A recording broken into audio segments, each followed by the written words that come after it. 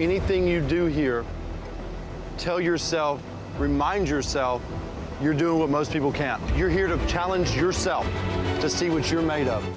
Well, it's going to be good. Fox's new competition series, American Grit, puts civilians in military and survival-themed challenges. Army vet in season 20, Dancing with the Stars contestant number 3, made it all the way down. Noah Galloway is with us. He is a mentor on the show. Goodness, you're in better shape than the last time. Show us that. Look at this. What are you doing in this? Look at this thing. And look at the arm. God, let me see that gun, too. Look at this. You have a license to carry this? Kitty, look at the muscles, the designs, the shadowing. This is what I want to do. I want to come on television and be able to flex. I wish you could see before we went on. Billy was all over Noah. We were rubbing out, seeing the muscles.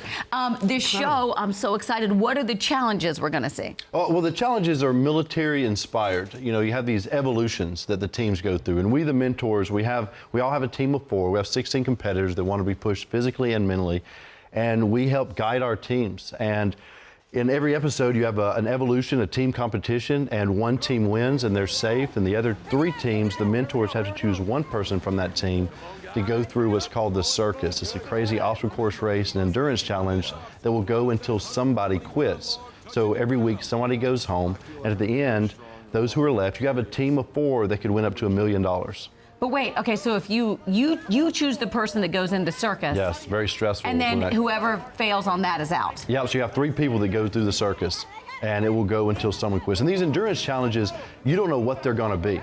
And it may benefit to send the smaller, housewife into it, or a big bodybuilder, or an Olympic athlete. You don't know what it's going to be, and sometimes you send somebody in and it's perfect, and other times when you find out what the endurance challenge is, you're like, oh crap, I have screwed someone over. We got the big guy going into the small hole. This is going to be a problem. Looking back on your journey, right? 6 years ago is when you... No, 10 years ago when I was injured. And then 10 years ago injured. 6 years ago I just decided I wanted to be a better parent and to get back into shape and be there for my kids and emotionally better for them. And this journey began. You were in a terrible place. You were depressed, right? I was drinking all the time. I wasn't taking care of myself and just wasn't there for my kids as I should be. And I walked out one day out of my bedroom and they were all 3 sitting there. And I realized that I was not setting the good example for my boys of what a man is, and that's what they were going to grow up to be. And for my little girl, I wasn't showing her what a man is supposed to be, and that's what she's going to look for one day. So I realized I needed to make a change and make it fast. I bet they forgot about that time now, because kids forget pretty quickly. How old are they now, and what's it like at life in your house? They are 6, 8, and 11, and we are closer now than we could have ever been.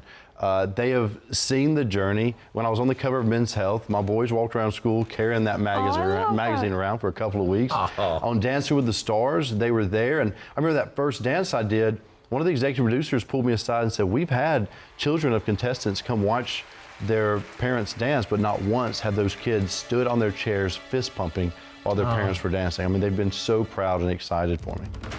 Look at you. Isn't that amazing?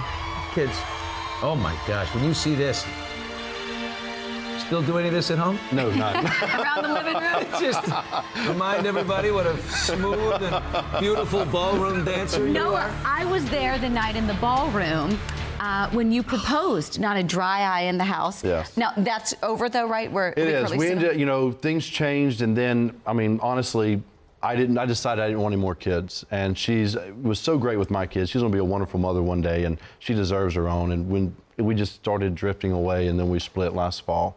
But that moment when I proposed to her, I mean, she has been there through so many things with me. She has been a huge supporter, still is. We stay in contact. And it was tough to.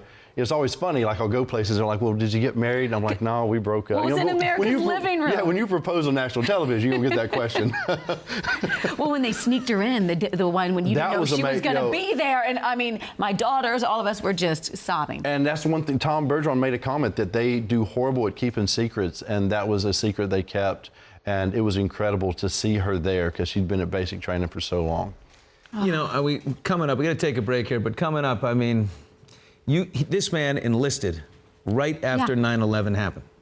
I mean, the man left college, enlisted to serve his country. I want to talk about that decision, and I wonder if I bet my guess is still today, you wouldn't have done it differently. Oh, not at all. And Donald Trump says vets love him. I want to hear from you. Hold that, Noah. Your thoughts. Fix to the end.